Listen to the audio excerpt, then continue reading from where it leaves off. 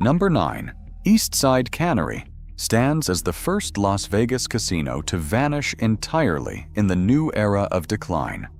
Opened in 2008 as a $250 million bet on the Boulder Strip, it closed in March 2020 and never reopened, remaining dark for 6 years, while its 300-room tower and 64,000 square foot casino gathered dust. In February 2025, Boyd Gaming paid $45 million to acquire the land outright, signaling that the parcel, not the business, was the real prize. The final verdict came with the scheduled implosion at 2 a.m. on March 5, 2026, erasing the property from the skyline and clearing the way for residential redevelopment. For the surrounding neighborhood, the demolition brought weeks of dust and lost business. But for Las Vegas, it marks a turning point when the land under a shuttered casino is worth more than any hope of revival. Demolition becomes the new endgame. In 8th place, Sahara Las Vegas stands as a cautionary tale of identity crisis on the North Strip. Since its 1952 debut as a desert icon, the property has cycled through 2 high-profile rebrands in just 10 years. It first shuttered in 2011, then reopened as SLS in 2014 after a $415 million renovation, only to revert back to the Sahara name in 2019. The Meruelo Group's acquisition price, reportedly less than half the prior renovation spend, signals a sharp decline in perceived value. Sahara's location, isolated from the heart of Strip foot traffic and reliant on underperforming convention business, compounds its challenges. Occupancy languishes in the low to mid-60s, well below the Strip average, with guest reviews citing confusion over the property's shifting identity and deferred repairs. In a market where branding and location drive survival, Sahara's struggle with both leaves it teetering, its future as uncertain as its past decade of reinventions. Number 7. The Linq presents a stark case of operational math that simply does not add up in today's Las Vegas. With the smallest casino floor on the Strip, just 33,000 square feet, the Linq was supposed to reinvent mid-market gaming after a $550 million overhaul in 2014, demolishing the Imperial Palace and anchoring a new pedestrian corridor. The high roller observation wheel draws crowds, but internal data reveals a critical flaw. Fewer than 1 in 5 visitors actually spend money inside the casino or hotel. That is a conversion rate under 20%, far below what is needed to sustain Strip-level rents and labor costs. Despite heavy foot traffic from the Linq Promenade, the property's inability to translate visitors into gaming or room revenue has led Caesars to quietly label it a non-core asset. Budget cuts have already hit facade lighting and lounge upgrades, and the 3-acre parcel's $420 million land valuation now overshadows any realistic hope for turnaround. The Linq's troubles point to a deeper problem. When a casino cannot monetize its own crowds, the land beneath it becomes the main event. In 6th place, Treasure Island finds itself marooned after the demolition of the Mirage Walkway in 2024, a structural change that severed its vital link to the Strip's main pedestrian flow. Since its 1993 debut as a pirate-themed spectacle, Treasure Island's fortunes have hinged on accessibility, first through Buccaneer Bay, and later by capturing spillover from the Mirage. The removal of the elevated walkway was more than cosmetic. RFID-based foot traffic analytics reveal a 30% drop in hourly visitor counts, correlating with a staggering $22 million in annual shortfall in slot win. The loss of this direct pipeline has left Treasure Island's 17-acre property adrift, with the land beneath now valued far higher than its operating returns. This latest blow exposes a new vulnerability. When infrastructure disappears, so does revenue. With deferred upgrades and shrinking casino crowds, Treasure Island stands as a cautionary example of how a single demolition can trigger rapid decline, leaving even a once thriving resort stranded in a changing city. Circus Circus stands as the Strip's oldest original structure, but its legacy now hangs under a cloud of neglect and mounting safety risks. Opened in 1968 with the promise of family-friendly spectacle, the property changed hands in 2019 when Phil Ruffin acquired the 67-acre site. Yet the focus has shifted from reinvention to extraction. In June 2021, OSHA inspectors cited Circus Circus for 30 separate safety violations, including recurring mold in HVAC ducts, leaking plumbing in the second-floor kitchen, and inadequate fire suppression in the arcade. These issues go far beyond cosmetic wear. Internal maintenance logs reveal a staggering 1,467 work orders since 2022, with 68% marked as deferred due to strict budget caps. Staff testimonies describe persistent musty odors and increased sick days linked to mold exposure, painting a picture of a property managed for cash flow rather than long-term survival. The underlying motive becomes clear when considering the land. Brokers now tout the 67-acre parcel for redevelopment, with off-market pitches valuing the dirt alone at over $500 million. For Circus Circus, the pattern is unmistakable. Systematic deferral of critical repairs signals a deliberate rundown, priming the property for eventual sale while extracting every last dollar from the operation. The risks have moved from financial to physical, raising urgent questions about how much longer the big top can stay open before the land beneath it becomes the real show. Fourth place. Flamingo Las Vegas stands as the Strip's most enduring icon and its most expensive sentimental burden. Since opening in 1946 under the glare of Bugsy Siegel's Hollywood spotlight, the Flamingo has operated without interruption for nearly 8 decades, outlasting rivals and weathering countless reinventions. Yet this legacy now comes at a steep price. Internal maintenance records detail the relentless struggle to keep a 79-year-old infrastructure running, original plumbing patched year after year, electrical systems retrofitted on borrowed time, and an annual bill of $2 million just to maintain the famous flamingo habitat. In 2024, a confidential memo from Caesars weighed the unthinkable, relocating or even euthanizing the colony of birds, citing mounting costs and the need for cost containment as the land beneath the resort soared in value. The 15-acre parcel is now appraised at over $620 million, a figure that dwarfs the Flamingo's revenue per square foot, the lowest in the entire Caesars portfolio. Guest reviews increasingly mention dated rooms and fading glamour, while investors question whether the nostalgia is worth the drag on the bottom line. The Flamingo's predicament is no longer just a matter of sentimental value. It's a stark equation of heritage versus hard numbers. As pressure mounts from shareholders and analysts alike, the risk grows that even the Strip's most storied property could be sacrificed, not for lack of history, but because the land it occupies is simply worth more than the legacy it preserves. Third place, Palace Station stands as the quintessential locals casino, now caught in the crosshairs of corporate debt and the relentless logic of land value.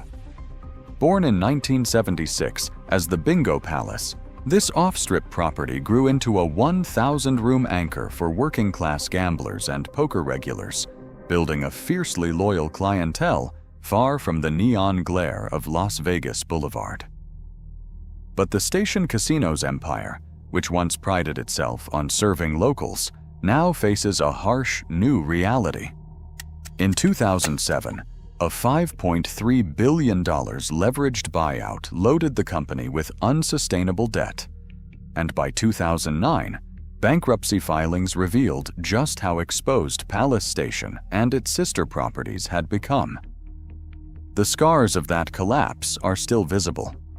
In 2020, Station casinos shuttered Texas Station, Fiesta Rancho, and Fiesta Henderson, selling the land rather than reopening the doors, a pattern that now looms over Palace Station itself. This history leaves Palace Station now on borrowed time. The property sits on a sprawling 42-acre parcel, appraised between $80 and $100 million, making it one of the most tempting redevelopment sites in the valley. Internal audits from 2024 flagged $9 million in underfunded mechanical repairs and recommended rebranding or outright divestiture. Guest reviews echo the internal warnings, with repeated complaints of plumbing failures, water leaks, and persistent mold, and with several flood incidents recorded in the past year alone.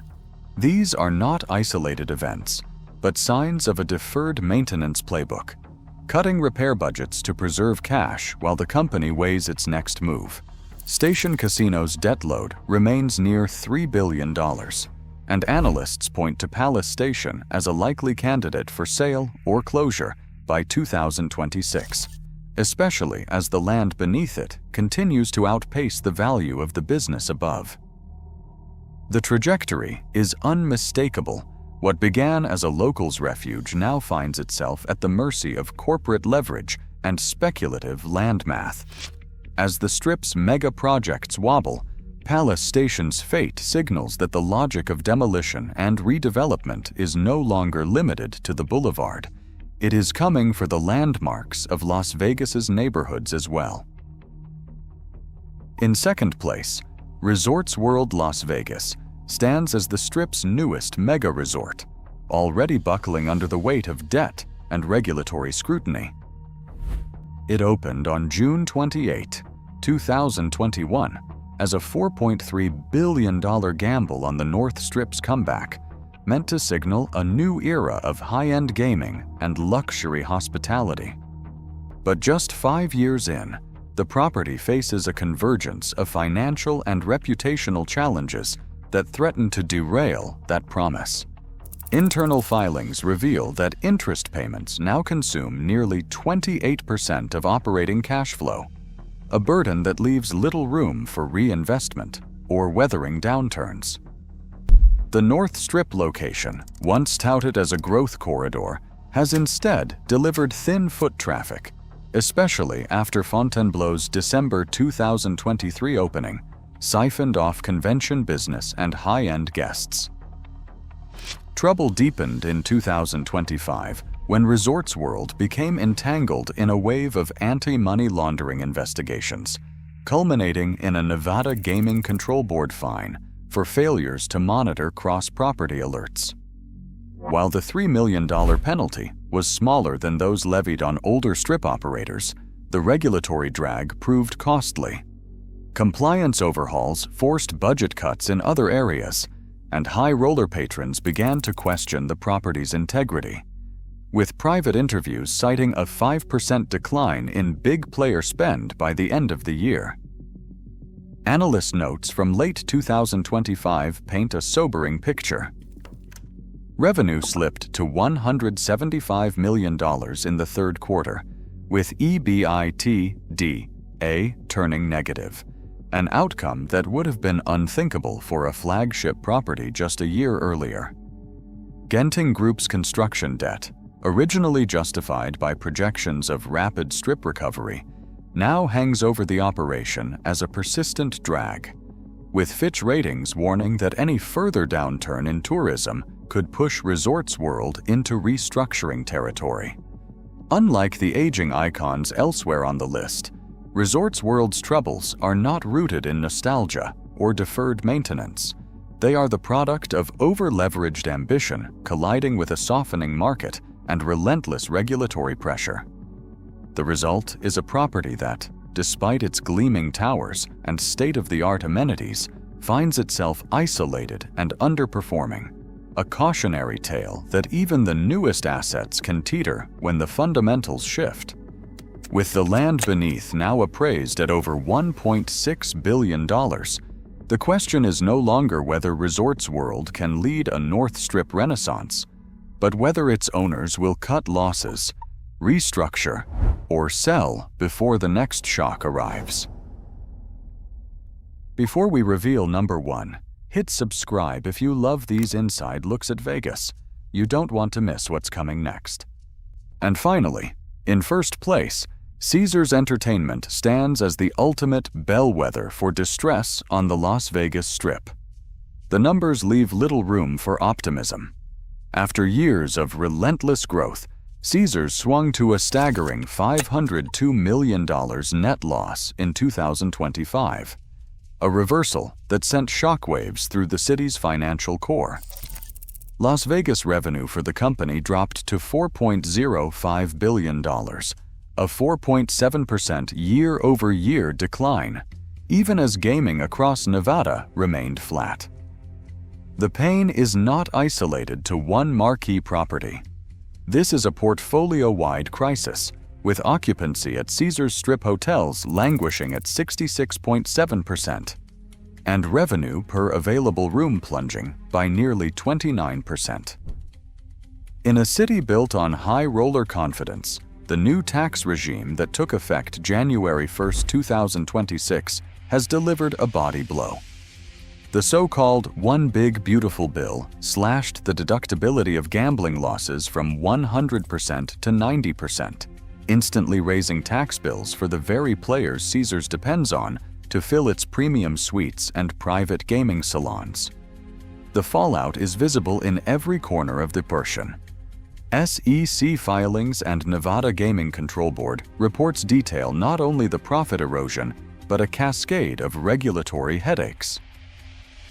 In 2025, Caesars was named in high-profile anti-money laundering hearings, culminating in a $9 million fine for willful neglect of suspicious activity reporting thresholds.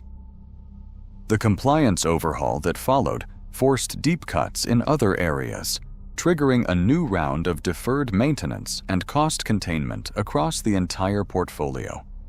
Guest reviews now routinely cite dated rooms, staffing shortages, and a sense of faded grandeur, signals that the company's once mighty brand is slipping. No lifeline. Total Strip visitation fell to 38.5 million in 2025, down from 41 million just a year earlier, with international arrivals dropping another 6%.